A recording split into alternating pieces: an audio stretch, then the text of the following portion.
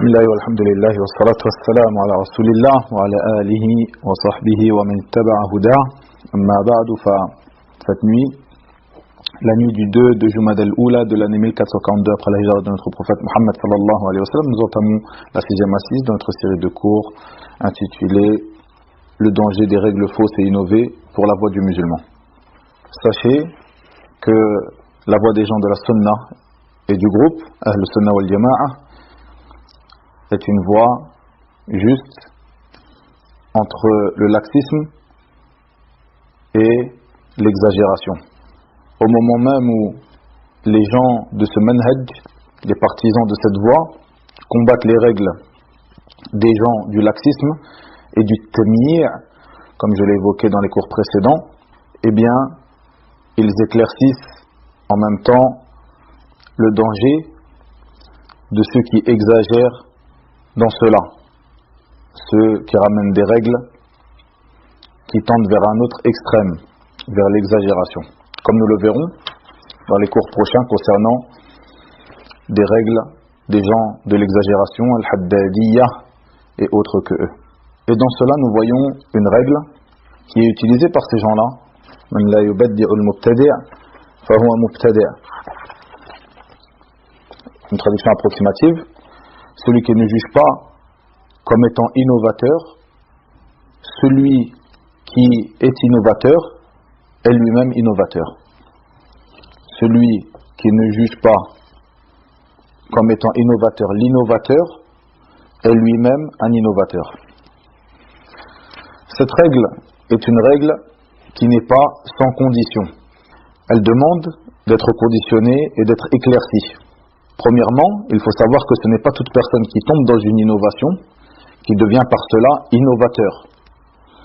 Comme le rappelle Shaykhul Islam Ibn Taymiyyah rahimahullah ta'ala dans une parole dans le sens approximatif où il dit: beaucoup de savants ayant atteint le rang de mujtahid, celui qui est apte à faire l'effort d'interprétation, parmi les anciens comme ceux qui sont venus après eux, ont dit et ont fait ce qui était bid'ah, innovation. Et ces derniers n'ont pas su que cette chose était une innovation. Peut-être à cause de traditions de hadiths faibles qu'ils ont pensé être authentiques, peut-être à cause de versets qu'ils n'ont pas compris comme ils auraient dû, peut-être à cause d'un avis qu'ils auront vu, peut-être que concernant ce sujet il y a des textes qui ne leur sont pas parvenus.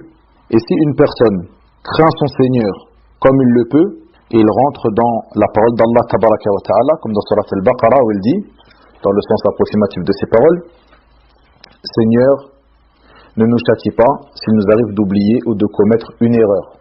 Et dans le hadith, qui est un hadith authentique, Allah tabaraka wa ta'ala dit: j'ai certes fait, c'est-à-dire je n'ai certes pas châtié celui qui oublie ou qui commet une erreur. Puis Shaykhul Islam de dire que l'explication en détail de cela se trouve à une autre occasion. Le Cheikh Rabi' ibn Hadi al-Madkhali hafidahullah ta'ala fut questionné concernant celui qui tombe dans l'innovation. Devient-il lui-même innovateur? Il dit: celui qui tombe dans l'innovation, dans une innovation, si cette innovation est une innovation qui est claire et connue, comme la parole de Khalq al-Qur'an, c'est-à-dire de dire que le Qur'an est créé, ou le fait d'invoquer autre qu'Allah, ou comme celui qui égorge pour autre qu'Allah, ou autre chose parmi ces sujets qui sont des sujets qui sont clairs, il dit: celui-là yubadda', c'est-à-dire qu'il est jugé comme étant un innovateur. Par contre, si l'innovation fait partie des sujets cachés, minutieux, et que cette personne est tombée dans cette erreur tout en recherchant la vérité, ceci est une erreur de sa part, mais on ne devra pas le juger comme étant un innovateur en premier lieu. Plutôt il faudra le conseiller, lui éclaircir son erreur. Après cela, si il ne revient pas et il continue sur cela, à ce moment-là il sera jugé d'innovateur. Shaykhul Islam Ibn Taymiyyah a dit aussi: s'il est connu d'un savant de mérite qui combat les innovations, qui appelle à la sunna, qui est connu pour sa véracité ainsi que sa sincérité, qui est connu aussi pour sa mise en garde contre les innovations, et que ce dernier tombe dans une innovation, ceci pour une cause parmi d'autres, celui-ci, lorsqu'il tombe dans une innovation qui sera minutieuse, qui sera cachée, qui ne sera pas quelque chose de clair, à ce moment-là, nous ne nous empressons pas à le juger comme étant un innovateur.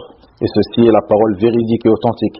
Sinon, nous aurions jugé de tous ceux qui sont tombés dans une innovation que ce dernier est un innovateur, et aucun parmi les imams de l'islam aurait été exempt de ce jugement, et à plus forte raison autre que ceux qui ne sont pas des imams. Ceci est la parole de Cheikh al-Islam Ibn Taymiyyah. Nous voyons aussi que les savants font la différence entre celui qui appelle à son innovation et celui qui est simplement un suiveur. Ici, nous voyons aussi, concernant cette règle, le jugement de celui, ici c'est concernant celui qui tombe dans une innovation, qui est une base par rapport à cette règle. Ici nous voyons un autre point concernant cette règle, le jugement donc de celui qui ne rend pas innovateur l'innovateur. Nous dirons que cette règle est comme autre que elle parmi les règles, elle n'est pas générale, elle n'est pas sans condition. Comme l'a évoqué Cheikh Rabi' Hafidahullah précédemment dans ce que j'ai évoqué, et comme je vais l'évoquer ici dans le cours d'aujourd'hui un peu plus tard. Nous dirons aussi que l'Allama Rabi' ibn Hadi a dit, lorsqu'il fut questionné sur cette règle, Man la yubaddi'u al-mubtadi' fa huwa mubtadi', c'est-à-dire celui qui ne juge pas qu'une personne étant innovateur est innovateur, devient lui-même innovateur. Il fut questionné concernant cette règle, il dit le fait d'appliquer cette règle de manière absolue, ceci n'est pas véridique, car il se peut que cette personne qui n'aura pas jugé cet innovateur comme étant innovateur, il se peut que cette personne ne le connaisse pas pour son innovation. Pourquoi donc vas-tu le rendre innovateur? On parle de celui qui n'aura pas rendu l'innovateur innovateur. Et Cheikh Rabi a dit, peut-être qu'il ne le connaît pas comme étant un innovateur, peut-être qu'il ne le connaît pas de par son innovation. Pourquoi donc tu vas le rendre innovateur? En revanche, si il sait que cette personne est un innovateur, ou s'il connaît cet innovateur, s'il l'aime, s'il s'allie à lui, celui-ci est certes un innovateur. Et Cheikh de dire, ceci est la parole décisive dans cette affaire. Il sait, cette personne, il sait que un tel est un innovateur, mais malgré cela, il le secourt et il combat les gens de la sunna ou entre parenthèses, les gens de la sunna qui ont jugé que cette personne est un innovateur, je ferme les parenthèses, il dit donc qu'il combat les gens de la sunna, celui-ci est un innovateur sans aucun doute. Ici nous arrêterons là, concernant cette règle. Je reprendrai ici sur une parole de Cheikh al-Allama Rabi' ibn Hadi, dans sa réfutation à Dr Ibrahim al-Ruhayli, comme je l'évoquais dans le cours précédent. Une parole de Cheikh qui est en relation avec notre affaire d'aujourd'hui, en particulier cette dernière parole que je viens d'évoquer de lui. Bien sûr ici, je reprendrai simplement la parole de Ibrahim al-Ruhayli où il dit, donc la parole d'Ibrahim al-Ruhayli ici, les savants de la sunna, qui sont connus pour leur bonne croyance, leur effort dans le secours de la sunna, ces derniers, il convient de préserver leur place et de reconnaître leur rang, et il est interdit de les rabaisser ou de les juger comme étant des innovateurs. Comme cela, il est interdit de leur imputer d'avoir suivi les passions ou d'être tombé dans du fanatisme, ceci à cause d'une erreur dans leur effort d'interprétation. Et Cheikh Rabi a de dire donc, de réfuter cette parole en disant, ceci est une chose qui est connue chez les gens de la sunna. En effet, ceux qui sont connus pour leur bonne croyance et pour leur effort dans le secours de la sunna, il se peut qu'ils tombent dans une erreur, dans les choses minutieuses et cachées. Ces derniers, nous devrons préserver leur place et reconnaître leur rang. Et on ne devra pas les amoindrir en les insultant. Et il dit, celui qui les insulte, celui-ci sera un suiveur des passions, comme ceci est le cas des gens des passions. Néanmoins, si cette erreur est dans les choses, dans les sujets qui sont clairs et connus, comme le fait que cette personne qui prétend la sunna défendra les gens de l'innovation et de l'égarement, parmi ceux qui tiennent des paroles comme Cheikh a expliqué ici, il a expliqué, donc il a évoqué ici des paroles qui sont des paroles des gens de l'innovation. Eh bien cette personne, comme le dit Cheikh, il n'aura pas cette place évoquée précédemment. Ici, Cheikh Rabi', lorsqu'il tient ce discours, ici les paroles qu'il a évoquées ou les erreurs qu'il a évoquées en disant, à part une personne ou cette personne qui prétend la sunna, lorsqu'il défend les gens de l'innovation et qu'il tombe dans telle et telle et telle erreur, et Cheikh Rabi' ici évoqua les erreurs dans lesquelles sont tombés Ali al-Halabi et ses partisans, et ceci car Ibrahim al-Ruhayli, par cette parole, cherche à défendre justement cette personne Ali al-Halabi. Et Cheikh Rabi', dans d'autres endroits dans sa réfutation et à d'autres moments, il parle du fait de bien connaître qui est cette personne, et que cette personne qui est évoquée comme étant un savant, digne de l'effort d'interprétation, et que c'est celui-ci qui devra voir sa place être préservé et son rang être estimé, et donc celui-ci, lorsqu'il tombe dans une erreur, eh bien nous devrons préserver son rang et sa place.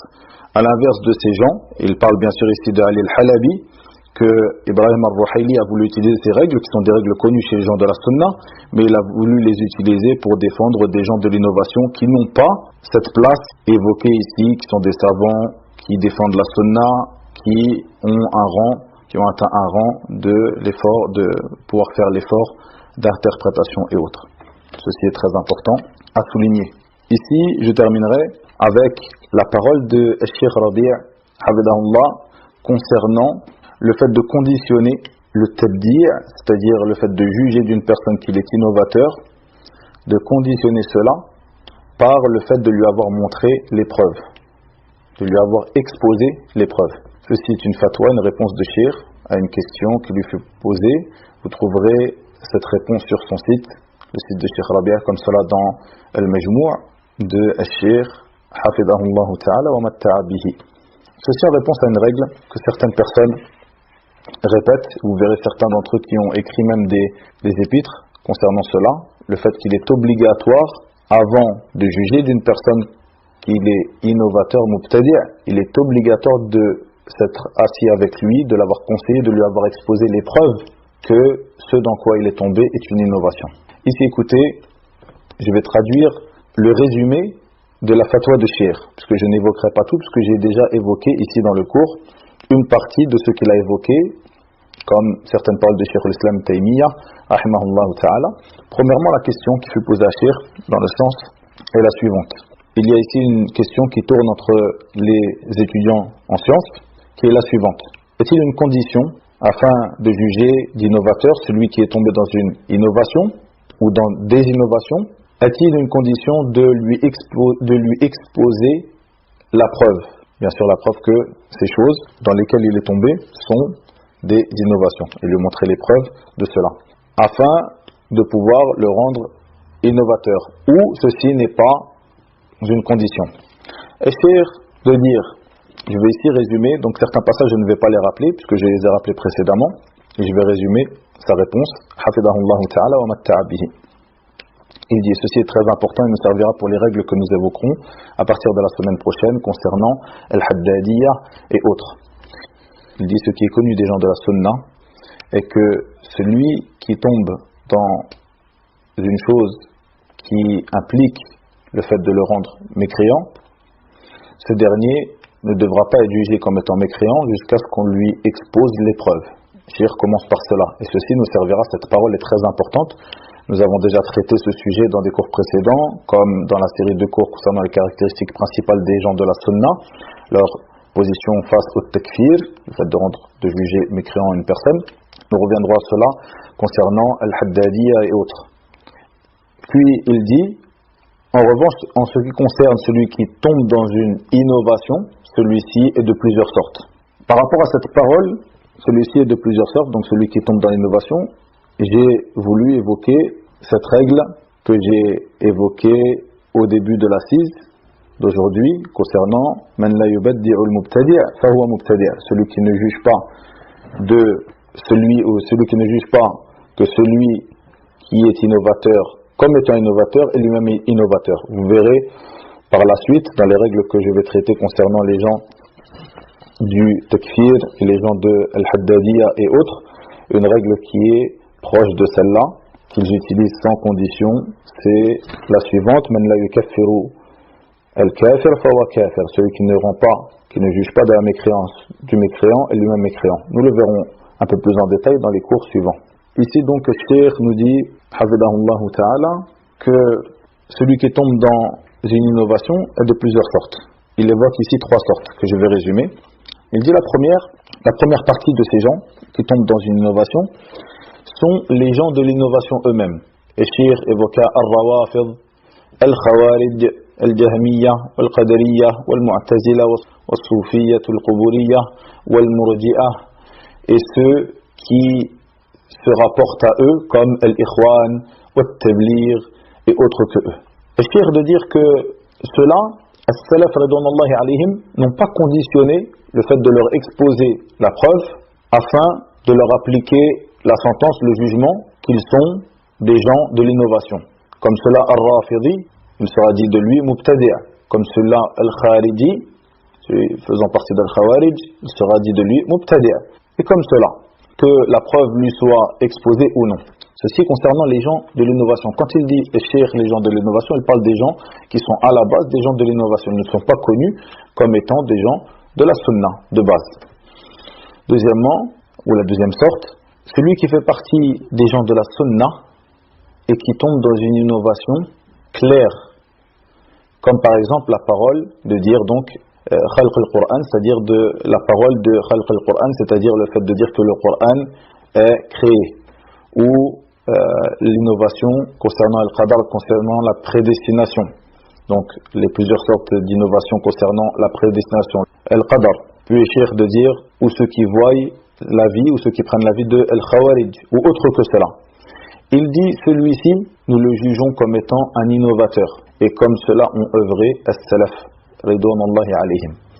Puis cheikh de prendre comme preuve ce qui est rapporté de Ibn Umar radiyallahu anhuma, lorsqu'il fut questionné à propos de l'Qadariyya, la secte de l'Qadariyya, où ce dernier dit à ces deux parmi les tabi'in qui sont venus le questionner à propos de l'Qadariyya, il leur dit: si vous les rencontrez, informez-les que je suis, donc moi Ibn Umar, je me désavoue de eux et que eux sont désavoués de moi.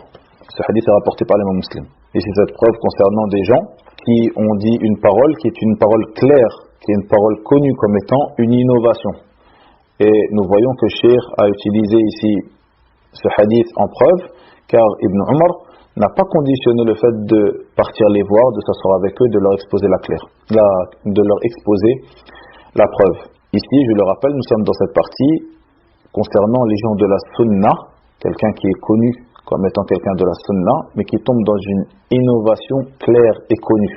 Celui-là, comme l'a dit Cheikh, il est jugé comme étant un innovateur, et ceci est le comportement qu'avaient les salaf radouanallahi alayhim, nos plus prédécesseurs. Puis Cheikh rappela des paroles de Cheikh al-Islam Ibn Taymiyyah rahimahullahu ta'ala, où ce dernier explique le sens de ce qu'a rapporté Cheikh Rabi' hafidahullahu ta'ala. La troisième partie, ce sont les gens qui font partie des partisans de la sunna et qui sont connus pour leur recherche de la vérité. Ces derniers, lorsqu'ils tombent dans une innovation qui est minutieuse, qui est cachée, celui-ci, s'il est déjà mort, eh bien il est interdit de le juger comme étant un innovateur. Plutôt, nous le rappelons en bien. Et si ce dernier est encore en vie, il doit être conseillé. Il doit lui être exposé la vérité, clairement, et nous ne devons pas nous précipiter à le juger comme étant un innovateur. Par contre, si il ne revient pas, après l'avoir conseillé et lui avoir exposé les preuves, eh bien à ce moment-là, il sera jugé comme étant innovateur. Et c'est à ce moment-là que Cheikh Rabi' hafidahullah évoqua la parole de Cheikh al-Islam Ibn Taymiyyah, que j'ai évoqué précédemment, le fait que beaucoup parmi les savants qui ont atteint ce degré d'effort d'interprétation parmi les plus prédécesseurs, parmi les prédécesseurs comme ceux qui sont venus après eux, on dit ou fait ce qui est bid'a, ce qui est innovation. Et ces derniers n'ont pas su que cette chose était une innovation, peut-être à cause de traditions, de narrations, de hadiths faibles qu'ils ont pensé être authentiques, peut-être à cause de leur compréhension de certains versets, peut-être à cause de leur avis ou un avis qu'ils ont eu concernant un sujet dans lequel il y avait des textes qui ne leur sont pas parvenus. Puis il dit, rahimahullah ta'ala, si un homme craint son Seigneur, craint Allah tabaraka wa ta'ala son Seigneur, comme il le peut, il rentre dans la parole d'Allah tabaraka wa ta'ala, Seigneur, ne nous châtie pas si nous oublions ou commettons une erreur. Et dans le hadith authentique où Allah tabaraka wa ta'ala a dit, j'ai certes fait, c'est-à-dire je n'ai certes pas châtié, ou j'ai certes exaucé cette invocation. Puis de dire que ce qui est en relation avec cela a une autre place, ou ceci est un autre sujet. Puis Cheikh Rabi' Hafidahullah de terminer cette parole, qui est une parole très importante et un exposé très clair qu'il nous fit ici, à travers cette fatwa, Hafidahullah ta'ala wa matta'a bihi. Il dit ici que dans tous les cas, il n'est pas autorisé de donner sans condition et de manière absolue cette parole, c'est-à-dire le fait de dire qu'il est obligatoire d'exposer la preuve à une personne avant de le rendre innovateur ou de juger comme innovateur. Comme cela, il est interdit de dire qu'il n'est pas obligatoire de faire cela. Le fait de donner cette parole inconditionnellement, ceci n'est pas autorisé. Puis Cheikh termina sa fatwa en donnant un conseil pour les étudiants en sciences, le fait qu'ils s'accrochent, ils se cramponnent au livre d'Allah et à la sunna du prophète sallallahu alayhi wa sallam, et qu'ils suivent et qu'ils prennent des règles de la voie de as-salaf, nos prédécesseurs, dans tout ce qui concerne leur religion, dans toutes les facettes de leur religion, et en particulier concernant le chapitre du takfir, c'est-à-dire le fait de rendre quelqu'un, de juger quelqu'un comme étant un mécréant, comme cela at-tafsiq, le fait de juger quelqu'un comme étant un fasiq, c'est-à-dire un pervers, ou at-tabdi', c'est-à-dire de juger quelqu'un comme étant un innovateur. Ceci afin de ne pas rentrer dans la controverse dans la controverse concernant et les débats concernant ces affaires. Nous terminerons ici le cours d'aujourd'hui et le prochain cours portera sur des règles fausses et innovées rapportées par ces gens que l'on qualifie de haddadiyya. Wa ila huna wa billahi tawfiq wa sallallahu wa sallam wa baraka ala nabiyyina Muhammad wa akhiru da'wana anil hamdulillahi rabbil alamin.